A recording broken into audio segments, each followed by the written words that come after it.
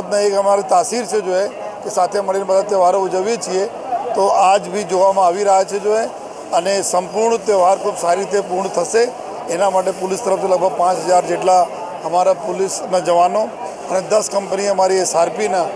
અને rapid action ફોર્સના deploy કરવામાં આવેલા છે। સમગ્ર બંદોબસ્ત ઉપર જો CCTV કેમેરાથી ડ્રોન કેમેરાથી બોડી વન કેમેરાથી બી સુપરવિઝન કરવામાં આવશે અને સંપૂર્ણ પૂરા જો તહેવાર ખૂબ સારી રીતે પૂર્ણ થશે એવા મને પૂરા વિશ્વાસ છે।